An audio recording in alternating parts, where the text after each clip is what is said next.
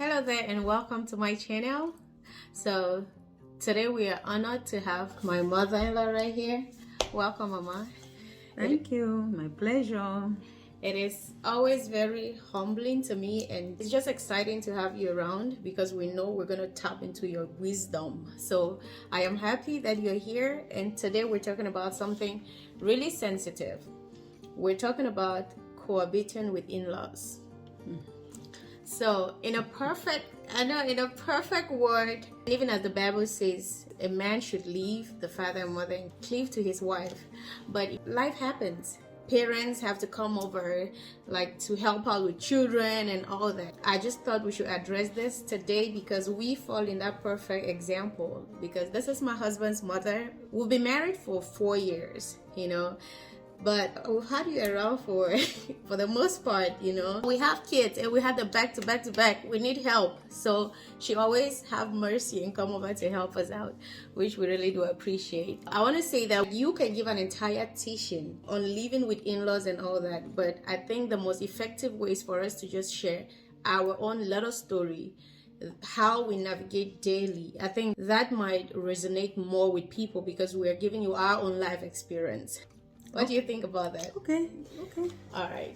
So we're going to talk about the kitchen because I know of a certain home where the mother-in-law was living in there, and one day she decided to go into the kitchen and cook something for herself because she didn't feel like eating what was cooked, and it was an entire disaster. And that was the day that woman left the house.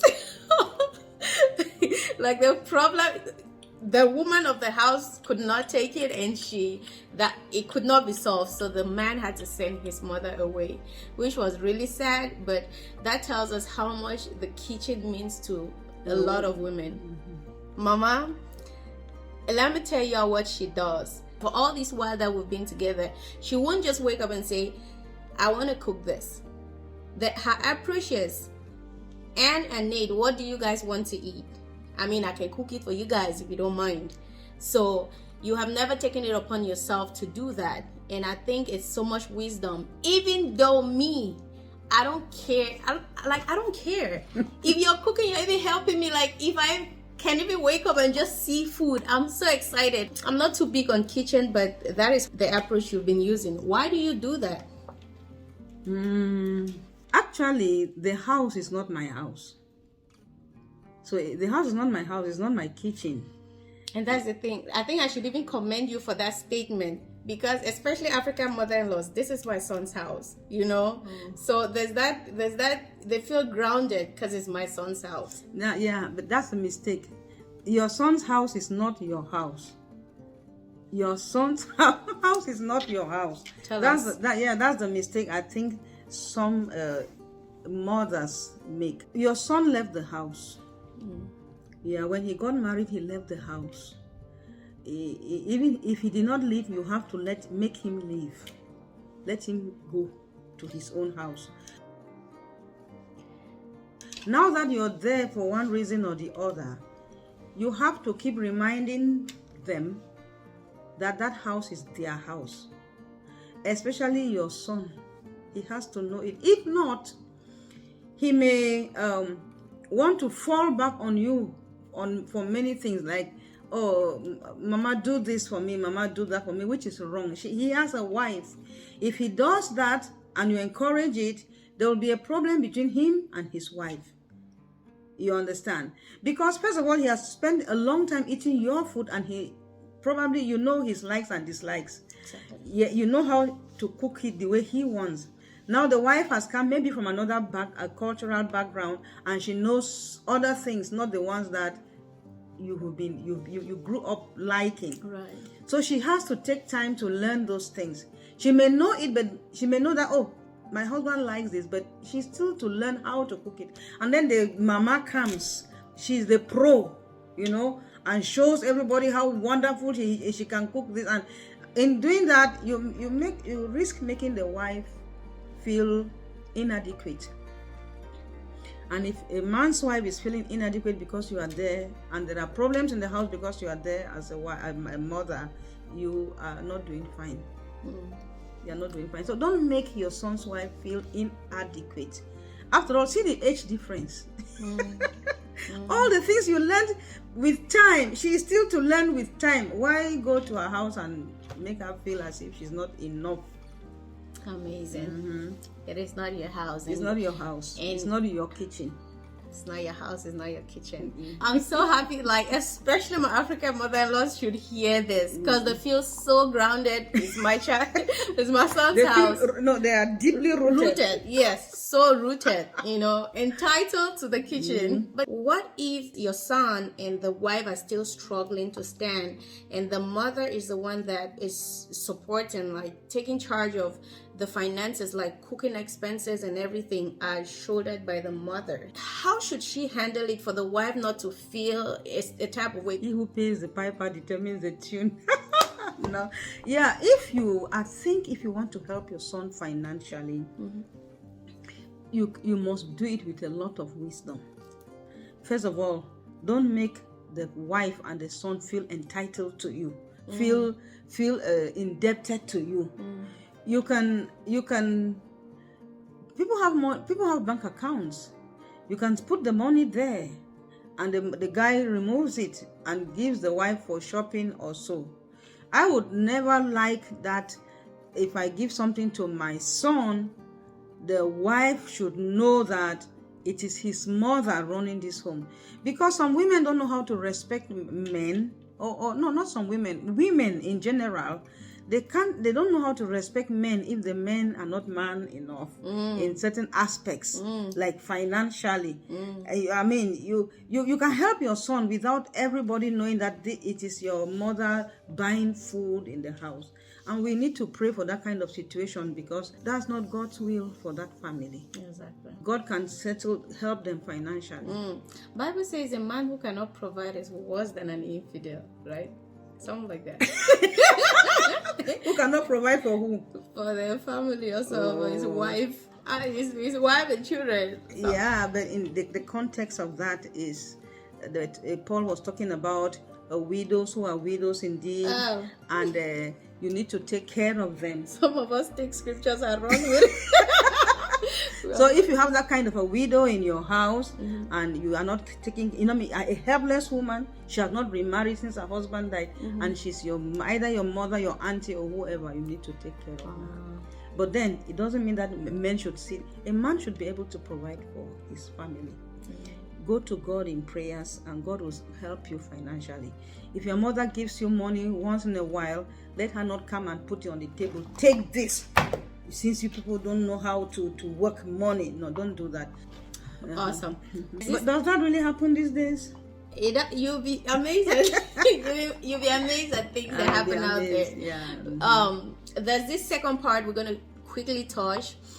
As mothers, there's this... Okay, let me still talk some more about the kitchen. Okay. Please, people come from different cultures and they love different things. All right. There's a kind of cultural pride, like us back home. Some tribes say, I can't eat this. No, I can't. This can't get into my pot. This can't get into my pot.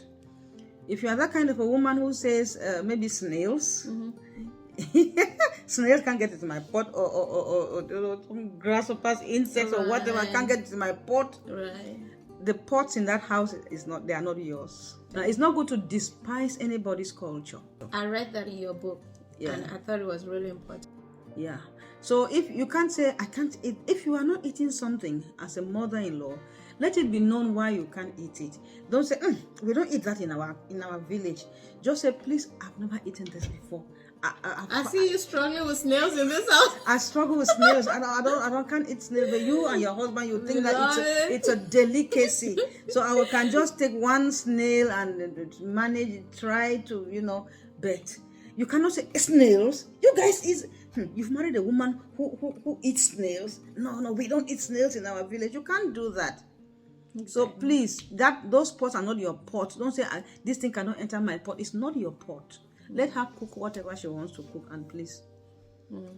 And even when she does not, because there are times the wife will not live up to her responsibility.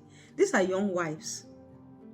You in our days, the husband was our, first baby or so. He eats first. Everything is the husband. No, that's not how it is nowadays. The women do other things, you know. So even if she does not do the cooking or the feeding of your son, help her with wisdom. Don't go frowning that, what are you doing? You're not giving food to your husband. What kind of wife are you? No, it will be really bad. Help her. These days wives are different too. You have to know that. We try. So I think you have said a lot, and it almost covers up for the part 2 that I wanted to talk about. However, I'll just make mention of it. As mothers, there's this natural tendency to take care of our kids, and no matter how old they are, it just comes naturally. And I have watched you. Very natural. I want to commend you so much. There is something in this house about breakfast that I am not too into it, you know, for whatever reason. But my husband takes breakfast. You know, it's important. I mean, you're starting your day and you're working, you need breakfast. So I have seen you while I'm handling kids. I've heard you say, Nate, what do you want to eat for breakfast? That's my husband. Nate, what do you want to eat for breakfast so that your wife can fix it? Like, as a mother, you know, normally if I were eating, you would wake up and ask both of us so you can do it for us, you know, when you get a chance. But now I am busy and I'm not thinking about my husband. And deep down, you know, as a mother, your son needs to eat. Look at wisdom. Nate, what do you want to eat so your wife can make for you? Not that I can prepare it for you, because it will look like she is not prepared. I am not adequate enough as a wife. I'm not doing my job. So that was a little way to remind me that my husband needs to have breakfast, and also a very good way not to make me feel inadequate in my, you know, in my wifely duties. I thought that was so much wisdom. I cannot get over that. Each time I think of it, I'm like, this is smart. Oh, that, wow. You know, there's something in every home has its own home culture. Okay, see, your husband works early. By the time we are getting up from bed, at times he's already working. Right. Good. Now you have 3 kids within maybe 4 years or so.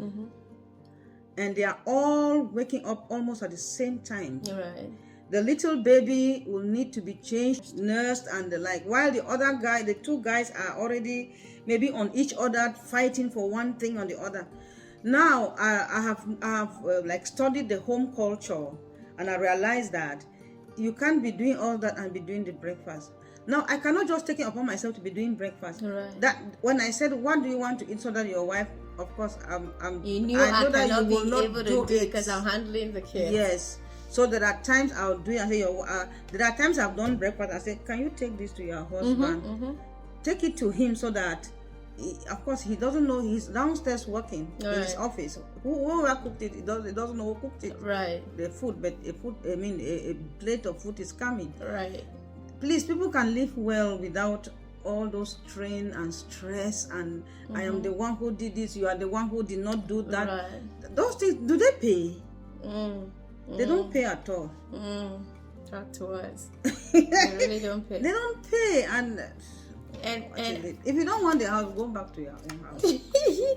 You're right. Yes. Exactly. And I also think wives who find themselves in that situation also be open to, because have an open mind, because that statement you made about the breakfast, could have been taken in 2 ways. Either I'm angry, so you want to tell me that I'm not doing breakfast? Yeah, or I could just happily appreciate the offer to make the breakfast, and because I well know she would do it, because I'm busy. So I think we should just be open to certain things and not see it like an attack. Yeah. So I think these are the 2 main, the things that I thought they were really, that are day-to-day life. These 2 things, the kitchen and, mothers wanting to take care of their sons who are still married, but it comes naturally. How do they handle that? Because, there are as young women, there's always like, my mother-in-law wants to cross her hand or want to still take care of her child, forgetting that he's married and all that. So I really thought we should address this. Hope this video was helpful to you guys. And although there are other things too that daughters-in-law do, that like some kind of dressing and exciting. Kind of dressing. Yeah, you know, Oh, really? if you are a lady who is maybe from somewhere and you don't like some kind of. Yeah, especially when you're a bishop's wife. Don't come for us, Mama. Let me come for us right now. Thank you for watching, Mama. It was an honor having you here, and thank you for your wisdom. Please subscribe to my channel if you haven't, and I'll see you in my next video. God bless you. Bless you.